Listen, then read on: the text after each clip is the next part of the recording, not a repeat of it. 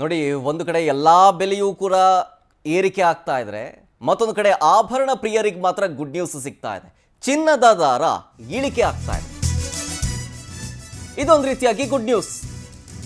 ಕಳೆದ 2 ದಿನಗಳಲ್ಲಿ ಚಿನ್ನ ಬೆಳ್ಳಿ ದರದಲ್ಲಿ ಭಾರಿ ಕುಸಿತ ಕಂಡಿದೆ. ಎಷ್ಟಾಗಿದೆ ಗೊತ್ತಾ? 1 ಗ್ರಾಮ್ ಚಿನ್ನಕ್ಕೆ 200 ರೂಪಾಯಿ ಕಮ್ಮಿ ಆಗಿದೆ.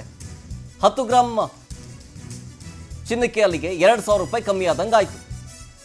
ಸೊ ಸದ್ಯದ ದರದ ಪ್ರಕಾರ ಎಕ್ಸಾಕ್ಟ್ ಆಗಿ 1 ಗ್ರಾಮ್ ಚಿನ್ನಕ್ಕೆ 8250 ರೂಪಾಯಿ ಆಗಿದೆ. ಲಾಸ್ಟ್ ವೀಕ್ 1000 ರೂಪಾಯಿ ಜಾಸ್ತಿ ಇತ್ತು. ಅಂದರೆ ಒಂದೇ ವಾರದಲ್ಲಿ 1000 ರೂಪಾಯಿ ಕಮ್ಮಿ ಆಗಿಬಿಟ್ಟಿದೆ. ಸದ್ಯ 1 kg ಬೆಳ್ಳಿಗೆ ನೋಡಿ 92,000 ರೂಪಾಯಿ.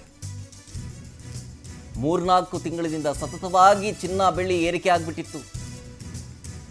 ಈಗ ಸತತವಾಗಿ ಇಳಿಕೆ ಆಗ್ತಾ ಇದೆ. 1 ವಾರದಲ್ಲೇ 1000 ರೂಪಾಯಿ ಚಿನ್ನ ಕಮ್ಮಿ ಆಗಿರೋದು. ಇನ್ನೂ ಜಾಸ್ತಿ ಇಳಿಯುತ್ತೆ ಅನ್ನೋ ಟಾಕ್ ಇದೆ, ಬಟ್ ಗೊತ್ತಿಲ್ಲ ಎಷ್ಟಾಗುತ್ತೆ ಅಂತ. ಇನ್ನೊಂದು 1000 ರೂಪಾಯಿ ಕಮ್ಮಿ ಆದರೆ ಆಯಿತು. ಇನ್ನೊಂದು ವಾರ ಕಳೆದ್ರೆ 1000 ರೂಪಾಯಿ ಕಮ್ಮಿ ಆಗಿಬಿಟ್ರೆ ಎಲ್ಲ ಚಿನ್ನ ತಗೊಳ್ಳೋದಕ್ಕೆ ಮುಗಿ ಬೀಳ್ತಾರೆ. ನಾವು ಹೇಳ್ಬೋದು, ಬಟ್ ತಮಾಷೆಗೆ ತಗೊಂಡ್ರೆ ನೋಡಿ, ಈ ಬೆಲೆ ಏರಿಕೆ ಜಾಸ್ತಿ ಆಗ್ತಾ ಇದೆಯಲ್ಲ, ಪೆಟ್ರೋಲು, ಡೀಸಲು, ದಿನಬಳಕೆ ವಸ್ತುಗಳು ಜಾಸ್ತಿ ಆಗ್ತಾ ಇದೆ.